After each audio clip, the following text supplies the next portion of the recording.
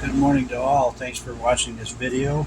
What I'm going to do today is show the proper assembly and operation of a 1938 Emerson AC-149 tube radio.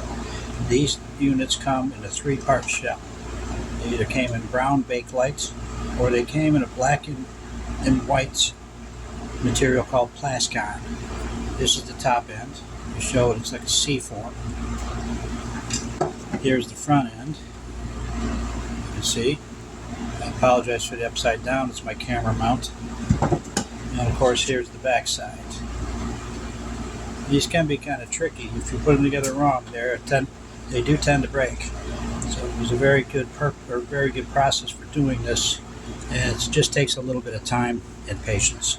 So what I'm going to do is take the front cover, bring it to the front. Lift this up just a little bit so that the knob controls go through the holes, and you'll see that the plate is underneath the chassis right here where my thumb is. It's very important to keep it that way. I'm going to do the same thing with the back end. Let me spin it around. Spin it around like this. Take the back end. I'm going to feed the power cord through one of the holes, preferably the closest access, and of course the ground wire and the antenna through the other. Through the same process, very carefully lift up the back end and feed this into the back of the radio. Also, the tabs on this plate will be underneath the chassis, as you can see right here. Then what we'll do is take the top end. You'll see that it's marked on the inside. There's an F for the front. I don't know if it's really that important. It looks the same to me, but we'll keep it that way just for argument.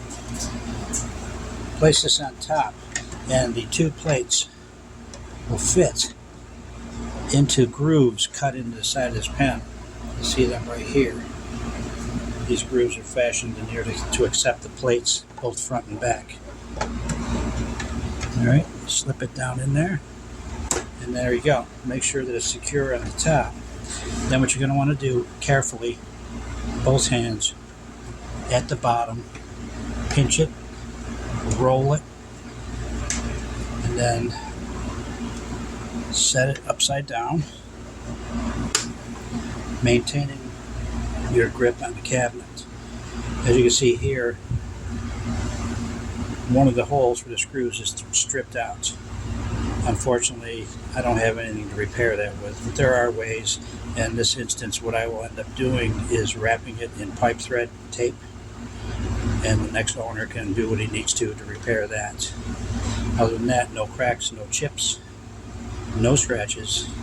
This thing's in good shape. So, while you're maintaining your grip on both sides, as I'm showing you here, you're going to take the legs, feed them down here, and these also serve as the feet for standing down.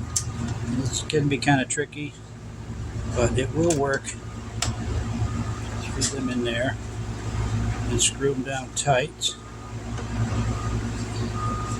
just like so. You don't want to torque these ever. You want to bring them down to where they're snug, right about there. Give a little bit more, not too much. And this one's actually pretty loose. It will stop if you don't force it. Bakelite will crack and shatter and raise all kinds of problems. So, put this one in here. And let me repeat, you don't want to torque these down too heavily.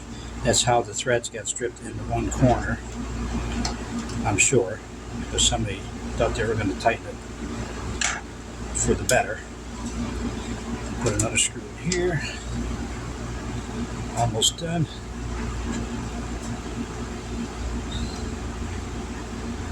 Alright, so we got that. And the last screw we'll put in here. It is stripped out, so I don't expect it to hold on very well. It does, but not very well. Make sure that everything goes evenly and that you do not force. You don't want to torque these too hard.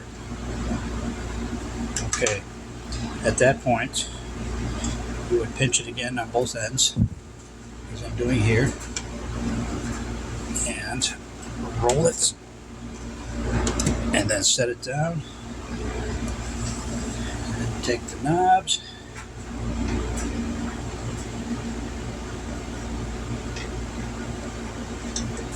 These are half moon shafts, so the knobs only go on one way. Push it in there, and there you go. There's a completed unit. Now,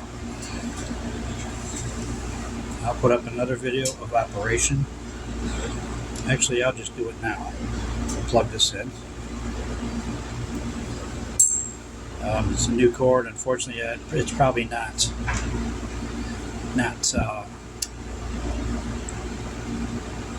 exactly to the age of radio, but it works. It's good. It's new, and I don't see any harm in that. All right. I'm going to hook up my ground wire here. Ground is the black wire.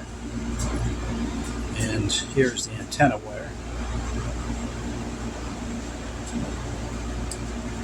What I'm using in this case is an automotive antenna mounted to the roof of this building.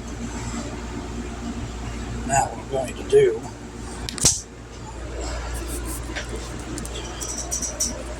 turn this radio on.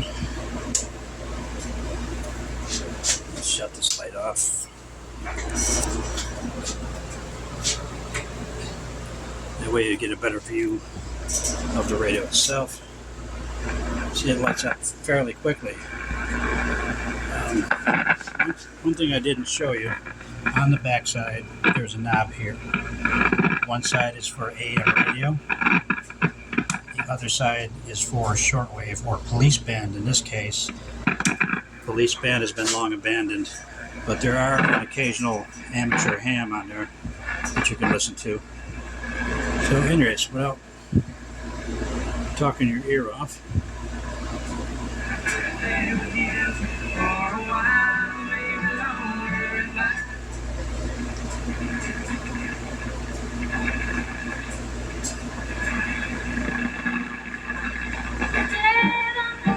reception is very good. This takes a belt around the tuning dial, where most of them take strings. This one takes a belt. It's a little bit jumpy because it's a brand new belt. In time, it does wear through a little bit and offer more play, smoother control.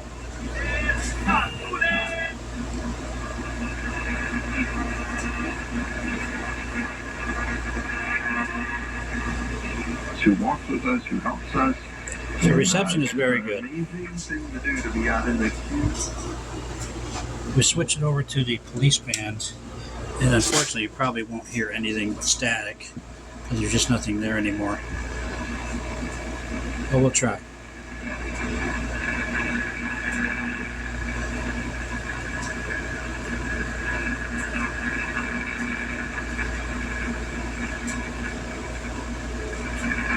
As expected, there's nothing out there.